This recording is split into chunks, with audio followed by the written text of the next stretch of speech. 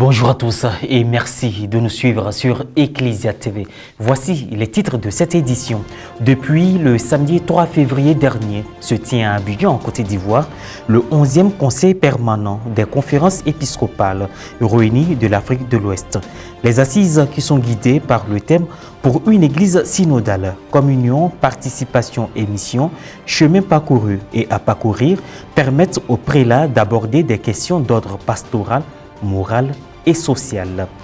Agissant pour le bien-être de la commune de Katiola par des actions en faveur de la cohésion sociale, le député-maire M. Thomas Camara a fondé l'espoir que les assises de la 124e Assemblée plénière de la CECCI soient fructueuses et contribuent au développement durable de nos sociétés. Le 11e Conseil permanent des conférences épiscopales réunies de l'Afrique de l'Ouest s'est ouvert le samedi 3 février dernier à Abidjan-Cocody au siège des CERAO RECOA. Cette première journée a été ponctuée par une messe suivie de la cérémonie officielle et de l'audition financière des différentes conférences participantes. Francis Okoué, Myriam Horsan et nous. Les évêques de l'Afrique de l'Ouest tiennent leur 11e conseil permanent sous la présidence de son Excellence Monseigneur Alexis Touabi-Youlo, évêque du diocèse d'Agboville, du samedi 3 au mardi 6 février à Abidjan, la capitale économique ivoirienne. Ce autour du thème « Pour une église synodale, communion, participation et mission, chemin parcouru et à parcourir ». Au programme de la journée du samedi, une messe présidée par son Excellence Monseigneur Charles Edouard Tamba, évêque de Freetown en Sierra Leone, par ailleurs responsable culture et dialogue interreligieux au sein de la dite institution. La liturgie qui s'est déroulée au sein de la chapelle a enregistré la participation des évêques, des prêtres, des religieuses et laïcs membres du conseil permanent des CERAO ainsi que celle d'autres fidèles. L'homélie a été faite par son Excellence, Monseigneur Marcela Yao Kwadio, évêque de Daloa et président de la Conférence des évêques catholiques de Côte d'Ivoire. Les Africains ne doivent plus recevoir leur être et leur agir du dehors. Malheureusement, bon nombre de gouvernants africains reçoivent leur légitimité de l'étranger. Quelle misère! Seigneur, donne aux peuples africains les gouvernants dont ils ont besoin, car toute autorité légitime vient de toi. Ceux qui exercent le pouvoir gagneraient à écouter la voix du Seigneur, et ce, pour plus de justice, pour plus de vérité, d'amour et de paix. Certes, l'Église ne gouverne pas le monde, cependant, elle doit l'influencer positivement. Au cours de la célébration, le secrétaire général des CERAO, Père Vitalis Anaïrobi, n'a pas manqué de présenter chaque membre du conseil permanent. L'étape suivante a été la cérémonie d'ouverture officielle qui s'est déroulée dans un amphi et a été marquée par une série d'allocutions. D'abord, le mot de bienvenue du président de la Conférence des évêques catholiques de Côte d'Ivoire. Ensuite, le mot du nonce apostolique en Côte d'Ivoire, son Excellence Monseigneur Mauricio Rueda-Bels, représenté par son secrétaire, Père Arthur Kola. J'exprime toutefois ma proximité à tous dans cette rencontre, en particulier à son Excellence Monseigneur Alexis Touabi-Youlo, évêque d'Agboville et président des CERAO RECOA, portant la salutation et la bénédiction du Saint-Père le Pape François. À vous, Éminence et Excellence, distingué président des conférences épiscopales et de commissions, ainsi qu'à tous ceux qui y prennent part. La marche synodale a engagé l'Église tant au niveau diocésain, local que continental et universel, à une plus grande maturation dans la réponse à l'appel et à la mission à elle confiée de proclamer l'Évangile au monde. Puis l'intervention de son Excellence, Monseigneur Alexis Touabi-Youlo, président des CERAO RECOA, qui, après avoir souhaité la bienvenue et présenté les différents points qui feront l'objet des réflexions, a déclaré ouverts les travaux de ce 11e Conseil permanent. Tout comme elle a été ouverte par la prière, cette cérémonie officielle s'est achevée de la même manière, suivie d'une photo de famille. Son Excellence, Monseigneur Alexis Touabi-Youlo, revient sur les grands points à l'ordre du jour des travaux. Alors nous allons réfléchir sur la solidarité sacerdotale, que nous appelons dans notre jargon la fraternité sacerdotale. Mais aussi nous avons beaucoup d'autres thèmes. Par exemple, toujours dans la même veine, il y a des prêtres, hélas, qui ont quitté le sacerdoce. Ils sont toujours prêtres, sacerdoce in aeternum. Ils sont prêts pour l'éternité, mais ils ont abandonné l'exercice du ministère sacerdotal.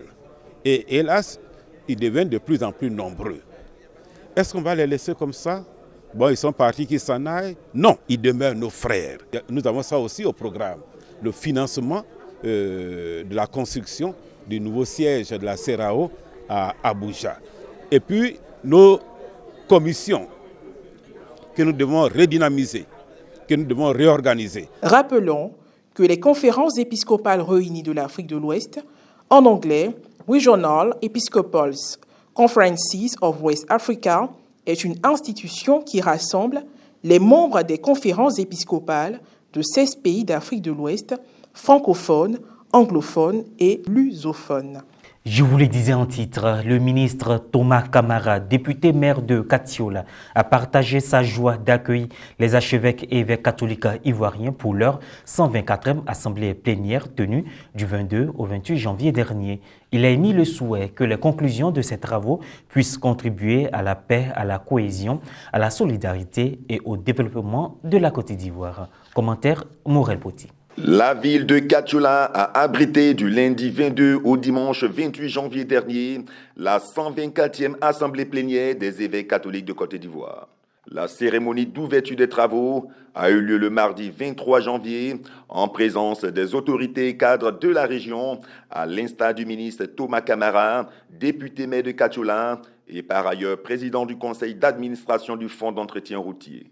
Tout en souhaitant le traditionnel Yéba Cloman du peuple Tagbana à tous les participants, il s'est dit heureux d'accueillir cet événement religieux majeur dans sa commune. Tout le clergé ivoirien réuni en un seul lieu, chez nous, ici à Katiola, Katiola est couvert de bénédictions à l'infini. Nous leur disons merci d'avoir choisi Katiola, merci de nous avoir offert ce beau cadeau de Nouvel An. Il en a profité pour présenter la ville de Katiola à ses hôtes, qui vit dans la cohésion sociale et est sur la voie du développement avant de leur souhaiter un excellent travail. Le premier magistrat de la ville de Katiola fonde l'espoir que les résultats des travaux seront bénéfiques aussi bien pour sa commune que pour la Côte d'Ivoire tout entière. L'Église, on va dire la religion de façon générale, et l'Église en particulier, nous considérons que l'Église en particulier est un rempart contre la perte des valeurs morales de la société. C'est-à-dire que la société peut aller à la dérive, mais l'Église est là ferme pour bloquer la société et ramener les gens dans le droit chemin. Et donc, quand les évêques se réunissent en début d'année, nous considérons qu'ils vont scanner la vie politique, la vie sociale, la vie économique, la vie culturelle, la vie tout court de toute la nation. Et vont faire des préconisations, vont faire une déclaration finale. Une attente satisfaisante de par la lecture du communiqué final à la messe de clôture en la cathédrale Sainte-Jeanne d'Arc, dont le ministre a pris une part active à cette célébration. Poursuivant, le député maire a évoqué la place qu'occupe la Vierge Marie dans sa vie. Pour lui, invoquer Marie, c'est faire appel à sa proximité avec Jésus, à son intercession auprès de Dieu. J'ai une dévotion non particulière à Notre-Dame de Lourdes. Chaque fois que je vais en voyage, que ce soit en vacances ou en mission en France, j'effectue un tour, un pèlerinage à Lourdes. On va dire environ 4 à 5 fois par an, je suis à Lourdes. Je suis donc pratiquement un habitué de Lourdes.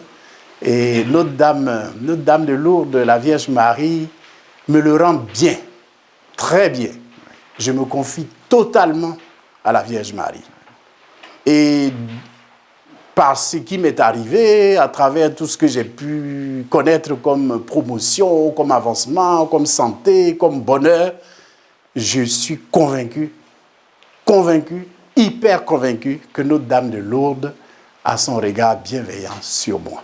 Le premier responsable de la commune de Katiola est également mobilisé pour la réussite de cette grande messe du football africain dans notre pays. Nous voulons souhaiter la victoire aux éléphants de Côte d'Ivoire. Au soir du 11 février, nous voulons avoir la coupe et la garder ici, en Côte d'Ivoire. Je vous remercie. Fin de cette édition. Merci de l'avoir suivi. Bonne suite de nos programmes.